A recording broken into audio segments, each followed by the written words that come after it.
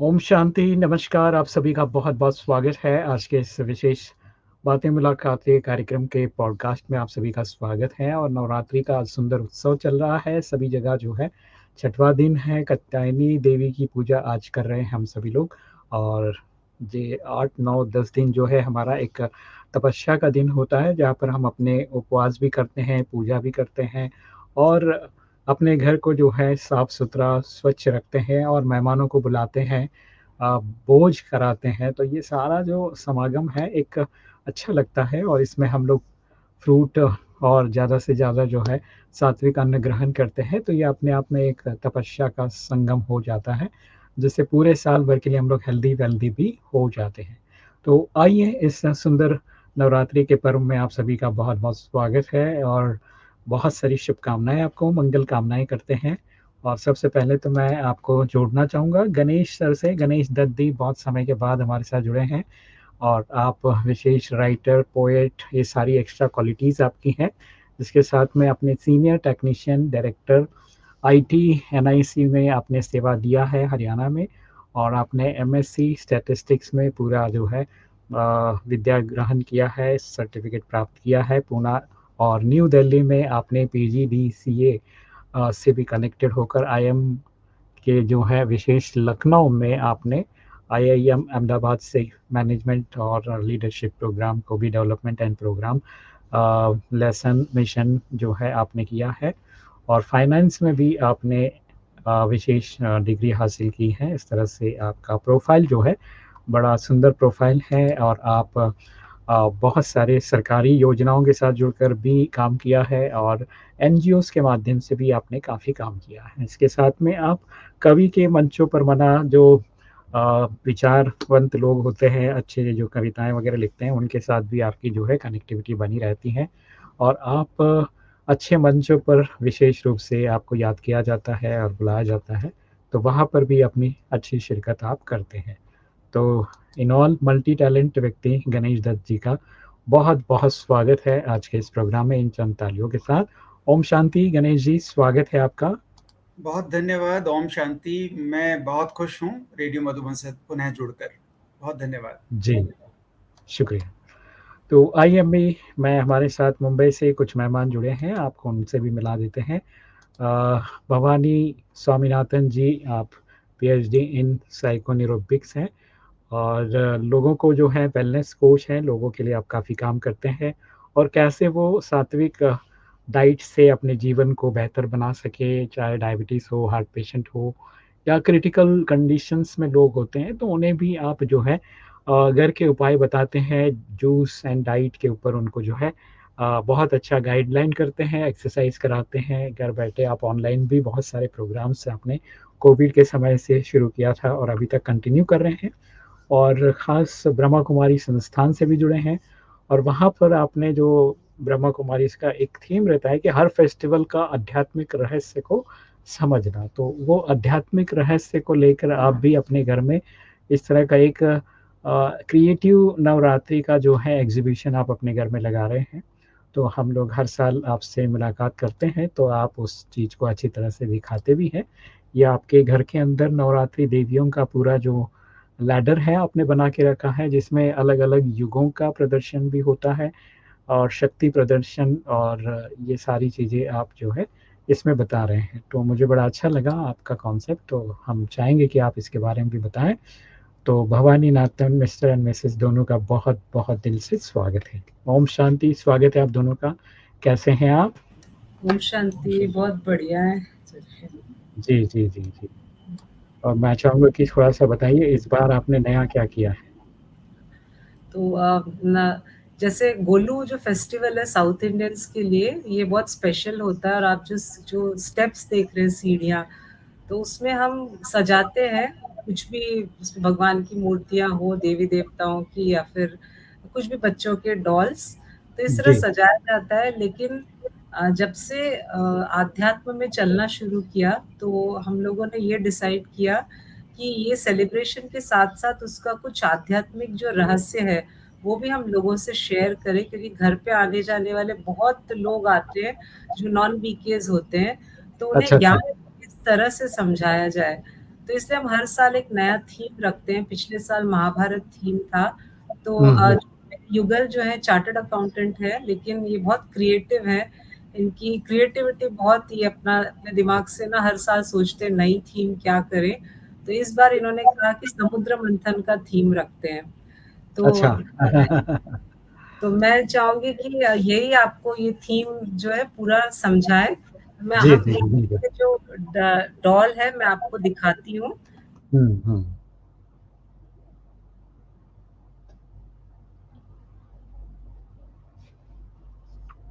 बिल्कुल बिल्कुल। लिंक भेज दो।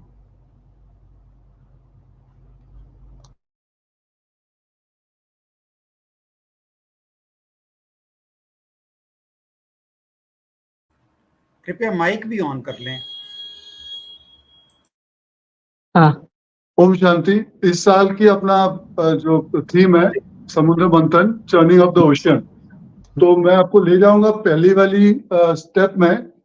ऊपर आप देखेंगे बड़ा पोस्टर लगा हुआ है जो इस साल की गोलू का थीम लिखा हुआ है, समुद्र मंथन चर्निंग ऑफ द ओशियन। तो जी, पहले जी। स्टेप में अपना है ट्रिनिटी। थोड़ा आगे लेके जाइए, कैमरा उधर लेके जाइए। थोड़ा ना ट्रिनिटी वो है जहाँ पर विष्णु, नहीं, लक्ष्मी थोड़ा नारायण है जो है ना, एंड शिव जी है एंड ब्रह्मा जी हैं। आप आपका देख वॉल नहीं पाएंगे दिख ये रहा, तीनों। वॉल दिख रहा है, उसमें वॉल दिख रहा दिख रहा आपको? है। थोड़ा सा और दूर थोड़ा पकड़ो। सा व्यू बेहतर कर लीजिए, वो क्या देख लीजिए कि क्या जा रहा है कैमरा आगे। को है ना वहां रखिए। आप अभी कैमरा, ठीक है? हाँ अभी ठीक है, थोड़ा लेकिन वो ना, बेहतर। हाँ बेहतर है, ठीक है। हाँ अभी हाँ। ठीक है। नहीं लेकिन दूर चला जा रहा है अभी। नहीं, उसके फ्रंट में जैसे लोग खड़े हैं ना वैसे खड़े हो जाओ ना आप। हाँ हाँ। ठीक है, अभी ठीक है। नहीं आप तो क्या कर रहे हो, साइड हो जाता है फिर आप से समझते वक्त। कैमरा जिधर होगा ना उधर साइड में आपको उसको फोकस करना पड़ेगा, नहीं तो वॉल पूरा आ रहा है। मोबाइल का कैमरा जिधर है ना उसको फोकस करके आप रखिए। तो हाँ ये सही हो गया, अभी अभी सही हो रहा है। यस यस यस, हाँ अभी बोलिए। Yes good. तो हमारा जो पहले वाला स्टेप है, पहला स्टेप में आप देखेंगे लक्ष्मी नारायण है, विष्णु और महालक्ष्मी, जी और शिव जी है, शंकर जी, एंड उसके पास है ब्रह्मा जी। तो ये ट्रिनिटी है।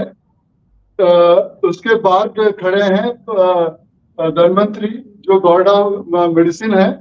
उसके पास बैठे हैं दुर्वासा मुनि। और उसके पीछे है इंद्रदेव, लाल लाल शर्ट में आप देख रहे हैं, इंद्रदेव है। जी उसके बाद आप देखेंगे पीछे नारद मुनि है, जो दो हाथ ऊपर करके खड़े हैं। उसके बाद देवास हैं, जो 5-6 देवास हैं। उसके पीछे जो बियर्ड वाले हैं, दाढ़ी वाले, वो सब असुरास हैं। तो ये है अपना पहले वाला स्टेप। आपको मैं सेकंड वाला स्टेप भी बता दूं, उसके जी बाद जी मैं आपको थोड़ा स्टोरी इसके पीछे थोड़ा बता दूंगा। तो बिल्कुल। इसके बाद है यहाँ पर कल्प वृक्ष है अपना। तो कल्प वृक्ष के पास ही जेम्स का डब्बा है। ये जेम्स का डब्बा है। उसके बाद ही कामधेनु है। कामधेनु के बाद इयररिंग्स है, 2 इयररिंग्स है कामधेनु के बाद। उसके बाद महालक्ष्मी है, लोटस के ऊपर बैठी हुई है। जी उसके जी बाद मोहिनी, मोहिनी जो इसमें समुद्र से आए थे, विष्णु का अवतार है। उसके बाद सरस्वती माँ है। सरस्वती माँ के बाद आप देखेंगे शिव जी का सर पे जो रहता है चंद्रमा, जी वो है। उसके बाद है वो लक्ष्मी है। उसके बाद और नीचे दो पॉट देखेंगे, एक में है पॉइजन और दूसरे में है अमृत। ओह उसके बाद 3 अप्सरास हैं, मेनका, उर्वशी।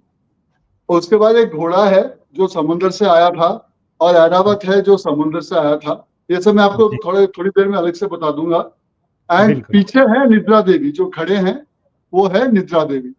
तो ये है वेरियस जो कैरेक्टर्स है, जो समुद्र मंथन में जिसका रोल था कुछ ना कुछ। एंड आप पीछे देखेंगे ये वासुकी है जो स्नेक है, नीचे कुर्मी अवतार है, टॉर्टॉइज है, एंड वो मंदार पहाड़ है। तो अभी मैं आपको ले जाऊंगा, आई विल एक्सप्लेन कि क्या स्टोरी है इसके पीछे।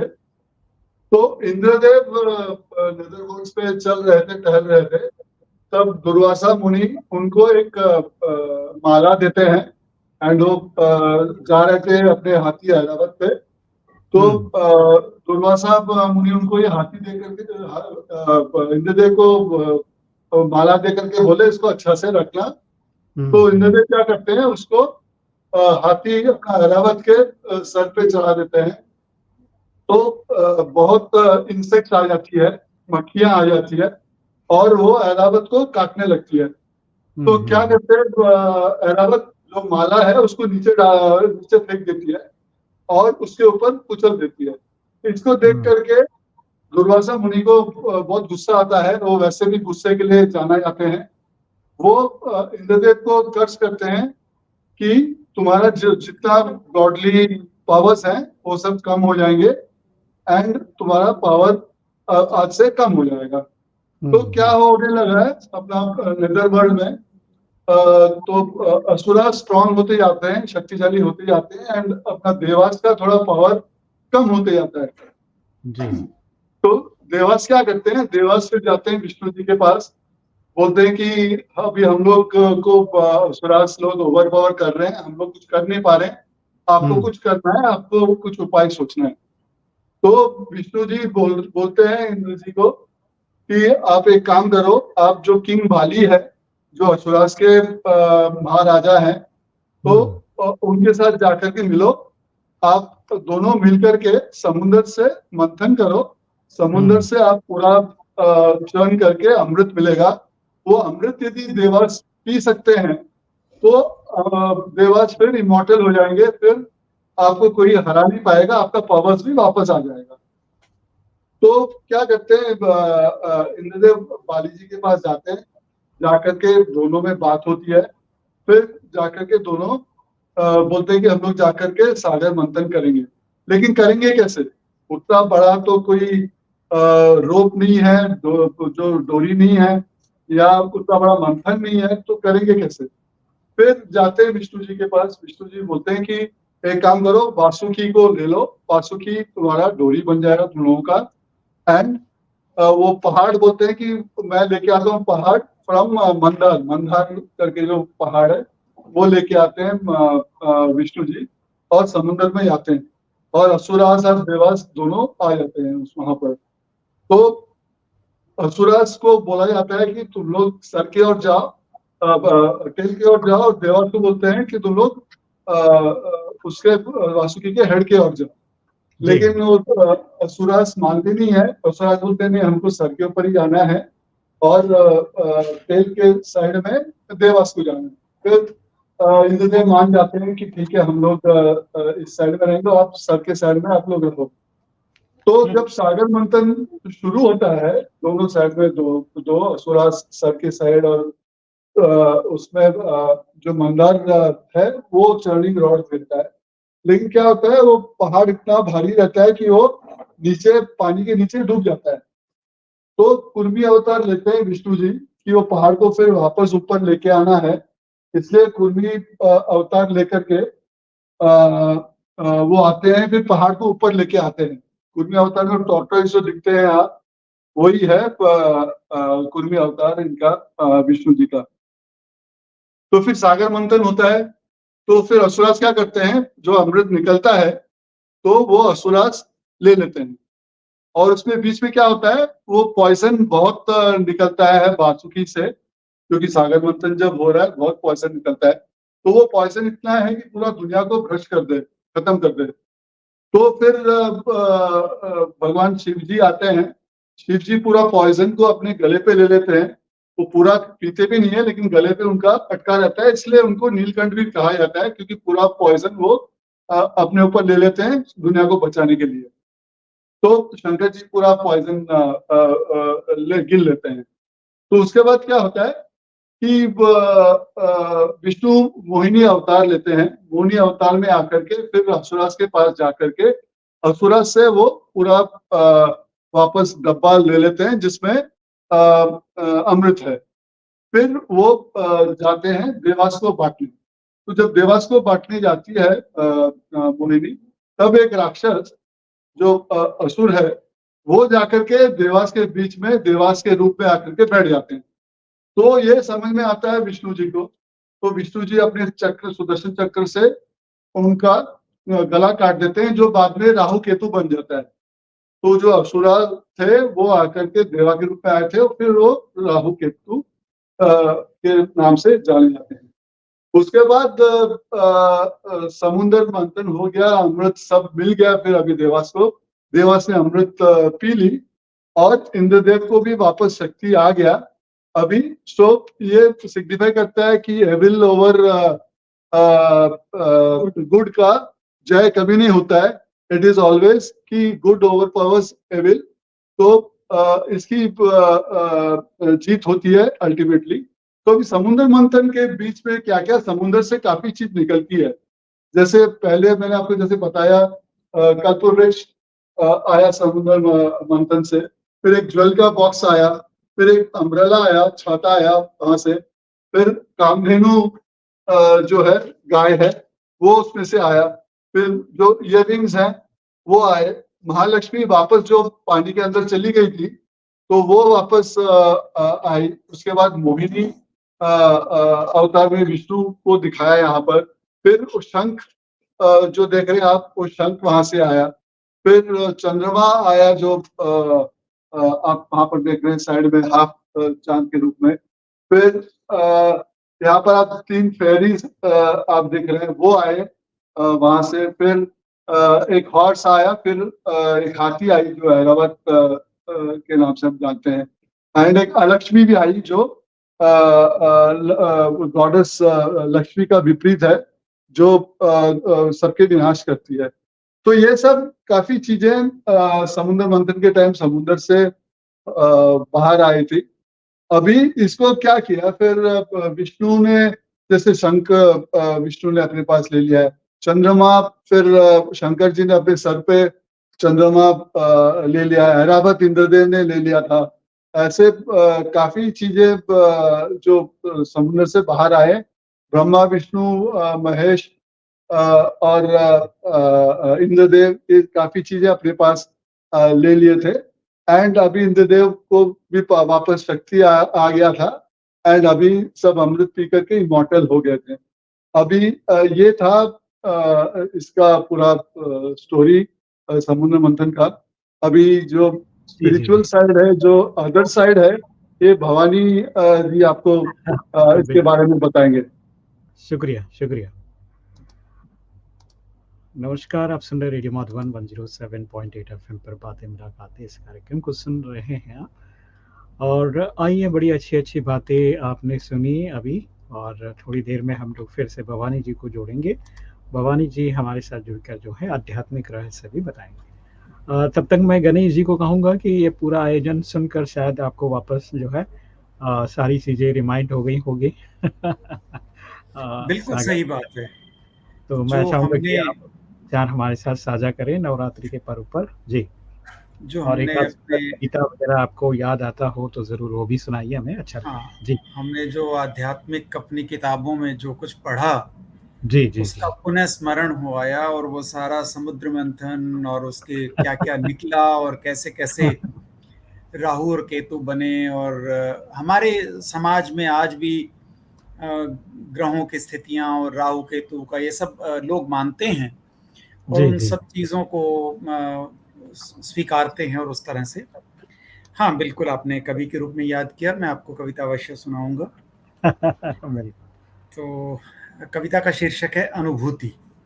अनुभूति, क्या बात है।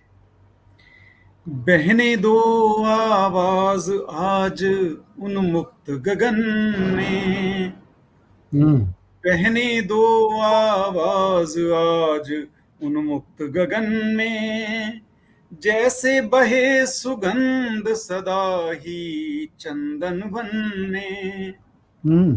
जैसे बहे सुगंध सदा ही चंदन वन में, तृष्णा पात्र बनाना क्या स्वप्निल नयनों से, तृष्णा पात्र बनाना क्या स्वप्निल नयनों से, सदा काल नहीं रहता वैभव इस जीवन में, सदा काल नहीं रहता वैभव इस जीवन में, घट जाने दो जो घटता है इस जीवन में, घट जाने दो जो घटता है इस जीवन में, बिन नियति के कुछ नहीं होता इस दुनिया में, बिन नियति के कुछ नहीं होता इस दुनिया में, जो खुशियां सुख दुख लिखे हैं अपने हिस्से, जो खुशियां सुख दुख लिखे हैं अपने हिस्से, वही मिलेंगे मित्र संबंधी हर पग पग में, वही मिलेंगे मित्र संबंधी हर पग पग में, झंकृत कर दो सुरवीणा सबके तन मन में, झंकृत कर दो सुरवीणा सबके तन मन में, ब्रह्मनाद सी मधुर ध्वनि गुंजित हो जग में, ब्रह्मनाद सी मधुर ध्वनि गुंजित हो जग में, नेत्र सजल कर परम मिलन हो परम पिता से, नेत्र सजल कर परम मिलन हो परम पिता से, परम लक्ष्य ये बन जाए शून्य जीवन में, परम लक्ष्य ये बन जाए शून्य जीवन में, फूल चुनो हंसना सीखो जीवन बगिया में, फूल चुनो हंसना सीखो जीवन बगिया में, क्रोध लोभ अहंकार काम है वैरी जग में, क्रोध लोभ अहंकार काम है वैरी जग में, खुश रहकर खुशी बांटे आओ हर आंगन में, खुश रहकर खुशी बांटे आओ हर आंगन में, काम करें कुछ ऐसे अमर हो जाएं जग में, काम करें कुछ ऐसे अमर हो जाएं जग में, बहने दो आवाज आज उन्मुक्त गगन में, जैसे बहे सुगंध सदा ही चंदन वन में, चंदन वन में। बहुत बढ़िया, बहुत बढ़िया। गणेश जी, बहुत बहुत धन्यवाद, शुक्रिया आपका बहुत ही सुंदर कविता सुनाने के लिए। और मैं चाहूँगा कि आपके यहाँ जैसे कि आप पंजाब में रहते हैं, तो नवरात्रि का पर्व वहाँ भी जोरों से चलता होगा, तो थोड़ा-सा वहाँ का बताइए कि किस तरह का अभी माहौल चल रहा है? बिल्कुल, नवरात्रे यहाँ पर मनाए जाते हैं और रामलीलाओं का मंचन भी यहाँ बहुत लोकप्रिय है, बहुत माना जाता है। और नवरात्रि के दिनों में बहुत से लोग यहाँ व्रत रखते हैं, जो अभी भक्ति में चलते हैं, वो सचमुच अपनी भक्ति पूरी करने के लिए बहुत माता के अनेक रूपों का नित्य प्रति जी। उनकी पूजा करते हैं, व्रत रखते हैं और तरह-तरह के आयोजन मंदिरों में और घरों में भी कीर्तन संध्या और अलग-अलग रखी जाती हैं और सचमुच बहुत शोर होता है इन दिनों में, बहुत उमंग होती है लोगों में और बहुत तरह के आयोजन सचमुच सभी करते हैं। और हमारे यहाँ जो ब्रह्मा कुमारी सेंटर है, वहाँ पर भक्ति योग के बाद जो हमारे आध्यात्मिक इसकी बातें हैं, उनको समझाया जाता है, योग किया जाता है, जिसके बारे में मुझे लगता है डॉक्टर भवानी शायद हमें आध्यात्मिक रूप अवश्य बताएंगी हमारे इन नवरात्रों के महत्व के बारे में। जी, तो आपके यहाँ रामलीला वगैरह अभी चल रहा है क्या कहीं वहाँ पर? जी बिल्कुल, लीला चल रहा है। हमारे मित्रों के जो कुछ लोग उन्हें डायरेक्ट कर रहे हैं, कुछ लोग उनमें पार्टिसिपेट कर रहे हैं, तो उनके हमारे पास आमंत्रण आते रहते हैं। और वो इतना अमलगमेशन कर दिया है कि रामलीला के एक दिन में वो लोग वहां पे गरबा भी करते हैं, गुजराती पुट भी डालते हैं। तो परसों का आयोजन उनका 2 घंटे पहले गरबा का था, उसके बाद रामलीला का था। और रामलीलाएं तो सचमुच यहाँ पे पुराने जमाने से ही बहुत लोकप्रिय हैं, और लोग लगभग अब तो लगभग करीबन 2-3 बजे तक चलती है। लेकिन मुझे याद है बचपन में हम लोग सुबह करीबन 4:30 5:30 बजे तक, जब सुबह होने वाली होती थी, तब तक वो तब रामलीला बाकी आ चलती थी। जाते थे। तब हम लौट के आया बिल्कुल, करते थे और फिर आके सोते थे, और दिन में बच्चे होते थे तो दोपहर को उठते थे। तो बहुत असर रहता था रामलीलाओं का, उन मंचन उन जो होता था, और उसका जो हम बच्चों के मन पे बहुत गहरा प्रभाव होता था। हर सीन जी, जो जी। चल रहा है, हर जो उसमें महत्व बताया जा रहा है, या उसमें जो भजन गीत गाए जा रहे हैं, वो बहुत समय तक मस्तिष्क में रहते जी, थे। बिल्कुल, बिल्कुल। चलिए गणेश जी, बहुत-बहुत धन्यवाद, शुक्रिया बहुत अच्छी बातें बताने के लिए। आइए अब मैं फिर से भवानी जी को जोड़ना चाहूँगा। भवानी जी, स्वागत है आपका फिर से, और मैं चाहूँगा कि आध्यात्मिक जो रहस्य है, वो बताइए। जैसे मेरे युगल ने अभी आपको कहानी सुनाई, तो हुँ, बचपन से कहानियाँ हम लोग सुनते आ रहे हैं। तो मैंने जब राजयोग मेडिटेशन सीखा और ब्रह्म कुमारी सेंटर से जुड़ने लगी और दीदियों के साथ उठना बैठना हुआ, उनसे जब नई-नई बातें सीखना शुरू किया, तो बाद में मुझे एक्चुअल में इसका आध्यात्मिक रहस्य समझ में आया। तो हमारे यहाँ जो भी आते हैं, उनको कहानी तो, क्योंकि सबको ही पता है ये कहानी समुद्र मंथन के बारे में, तो बिल्कुल। जो स्पिरिचुअल इसका सिग्निफिकेंस है, जैसे स्टोरी में हम देख रहे हैं, आपने जो देखे डॉल्स, जहाँ पे असुरास भी है, देवतास भी है। तो ये असुर और देवता है कौन? अगर प्रैक्टिकल में हम देखें तो हमारे अंदर ही असुर भी है और हमारे अंदर भी देवता भी है। तो हमारे जो विचार हैं, हमारे जो थॉट्स है, संकल्प है, वो जी, जो जी। वेस्ट और नेगेटिव है वो असुर की तरह है, और जो पॉजिटिव हमारे थॉट्स है, संकल्प है, वो देवताओं की तरह है। और चर्निंग जो हम करते हैं, मंथन, तो हुँ, हमारा हुँ। पूरा टाइम जो है नेगेटिव थॉट्स को ही हम मंथन करते हैं। हम मंथन इतना सोचते हैं, हम नेगेटिव थॉट्स को करते हैं कि उसमें से कुछ हमें निकलता ही नहीं है। जैसे कि जब छाछ को अगर आप वो करते रहेंगे ना, मत से जो लकड़ी के इससे करते हैं, तो उसमें से जी, क्या जी। निकलता है? कुछ नहीं निकलता है। अगर वही हम दही को करेंगे तो उसमें से बटर निकलता है। जी, जी, तो जी, जी। होता क्या है कि इतनी हमारी जो नेगेटिव थॉट्स, ये मैं किसी एक दिन की बात नहीं कर रही हूँ, प्रैक्टिकल में everyday, day to day life में हमारे वेस्ट और नेगेटिव ज़्यादा चलते हैं। और होता क्या है उसमें कि हम अपने ही, हमारा ही जो ब्रेन है, वो कुछ टॉक्सिक केमिकल्स पैदा करता है, और वो हमारे बॉडी को इफ़ेक्ट करता है। यानी कि जो मैंने नेगेटिव मंथन किया या जो वेस्ट मंथन किया, उससे मेरे फिज़िकल हेल्थ पे असर पड़ा, मैं बीमार रहने लगी, फिर मेरा मेंटल हेल्थ जो है थोड़ा बिगड़ने लगा, और इस तरह से मैंने नेगेटिविटी को ही रेडिएट किया, जिसकी वजह से मेरे रिलेशनशिप्स खराब हुए। तो ये जो अगर हम देखेंगे, इस पॉइंट को अगर नोट करते हैं, तो असुर कौन हुए फिर? असुर जी। तो वही है ना, हमारे अंदर के जो नेगेटिव संकल्प है, जो नेगेटिव विचार है वो। लेकिन वही अगर हमारे अंदर पॉजिटिव विचार आने अगर लगे, यानी कि हम बहुत पॉजिटिव सोचने लगे, हमारे अंदर पॉजिटिविटी आए, तो हम उस चीज़ का मंथन जब करते हैं, तो क्या होता है कि हमारी जो हेल्थ पर एक पॉजिटिव बेनिफिट पड़ता है, हमारी मेंटल हेल्थ भी अच्छी होती है, और सबसे इम्पोर्टेंट है कि हम उस पॉजिटिविटी को रेडिएट करते हैं। तो जैसे ब्रह्म कुमारीज़ में जब मैं आई, तो हमें ये बताया गया था कि स्व परिवर्तन से विश्व परिवर्तन।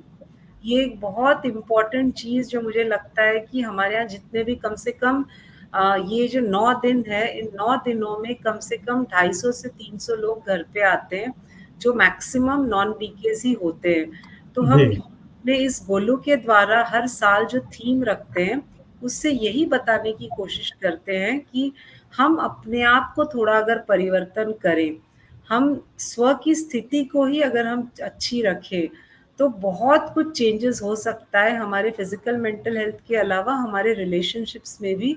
तो घर को अगर हम सतयुग बना लें, बाहर तो बहुत दूर की बात है, पहले घर को ही सतयुग बनाए, घर में ही स्वर्ग लाएं, तो बात बने ना, तब लगे लोगों को कि भाई कुछ अलग हो रहा है इनके घर पे।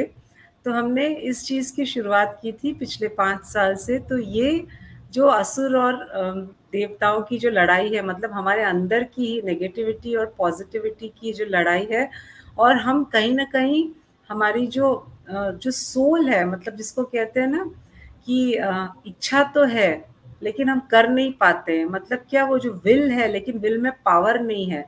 तो उस पावर को हमें बढ़ाना है इस तरह के जो आध्यात्मिक ज्ञान को लेकर के, जो हम ब्रह्मा कुमारीज में सुबह उठकर जो मुरली सुनते हैं, मुरली से जो हमें शक्ति मिलती है, क्योंकि स्वयं वो परमात्मा हमें आके पढ़ाता है, सिखाता है। तो ये सारी चीज़ें जब हम समझने लगते हैं, हमें ज्ञान जब अच्छी तरह से समझ में आने लगता है, तो हम इन असुरों को, अपने अंदर के असुरों को, असुर कौन से, वो मेन तो वही है ना, जो मोटे रूप में अगर देखें तो 5 विकार, जो काम, क्रोध, लोभ, मोह, अहंकार कहते हैं।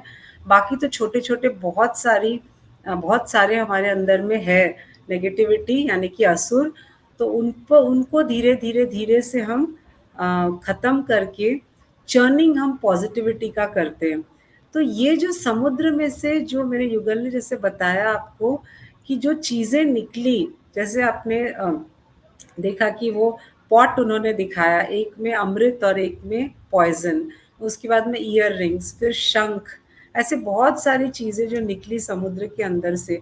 तो शंख का भी अगर हम सिग्निफिकेंस देखें, तो शंख से ध्वनि, मतलब आप बंगाल साइड में जाएंगे तो शंख बजा करके दुर्गा पूजा जब करते तो उसमें शंख बजता है। शंख की ध्वनि जो होती है बहुत सुंदर लगती है, कान में बहुत अच्छी गूंजती है। तो हमारी वाणी भी उस शंख की तरह अगर हो, इतनी मधुर हो वो ध्वनि, तो यही सब चीजें समुद्र से निकली थी ना, तो मंथन भी हम वही करें तो वही सारी निकले। तो हमारी जो वाणी है वो शंख की तरह बजे, बहुत मधुर हमारी वाणी निकले। जो ईयर रिंग्स जो दिखाया, जो समुद्र में से निकला, तो ईयर रिंग क्या, कान की बालियां होती है, तो कान में भी हम अच्छी चीजें, जितनी सुंदर बाली होगी, तो कहते हैं ना दुनिया में भी कि कोई जब बहन या माता जब जाती है और बहुत अच्छा उन्होंने अगर श्रृंगार किया रहता है, तो कहते हैं आप बड़े सुंदर लग रहे हो, आपकी बालियां बहुत अच्छी लग रही है। तो ऐसे ही बालियां तो बस पहनने के लिए हम पहनते हैं, लेकिन हमारे कानों में भी जब अच्छी बातें हम ले, क्योंकि ये तो हमारे पर डिपेंड करता है ना कौन सी बात हमें लेनी है। तो क्योंकि हम दुनिया में तो बुरी बातें भी सुनते हैं, अच्छी भी सुनते हैं, फिर हम बुराई का मंथन करने लगते हैं, वहां फिर से वो असुर आ जाता है। तो हम अच्छी चीजें अपने कान में डालें, अच्छे अच्छे संकल्प पैदा करें, अच्छे से हम उसका मंथन करना शुरू करें।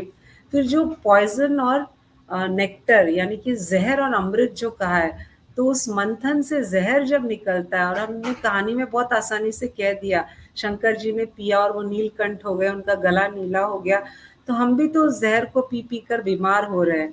तो क्यों ना ये सारे जहर को मतलब पीना, उसके बाद बीमार होना, ये सब छोड़ करके हम सिर्फ और सिर्फ अच्छी चीजें अपने कान में डालें, वाणी से अच्छे, मतलब मुंह से अच्छी वाणी निकालें और अच्छी सोचें। तो ये इस नवरात्रि में हम लोगों ने इसलिए डिसाइड किया था कि हमारे जो भी यहाँ पे, जिसको, जैसे नवरात्रि के एक दिन पहले सूरज भाई आए थे बॉम्बे, तो एक भट्टी भी हुई थी, तो उसमें उन्होंने कहा था कि घर को आश्रम बनाओ। तो हमने इसी कोशिश को जारी रखते हुए सोचा इस नवरात्रि में हम तो अपने आप को परिवर्तन करने की कोशिश में लगे हैं, साथ में जो आते हैं उनको भी कुछ लगे कि भाई कुछ अलग है, इनका घर कुछ कर रहे हैं ये। तो उस तरह से हमने एक छोटी सी हमारी तरफ से एक कोशिश रही है इस नवरात्रि में।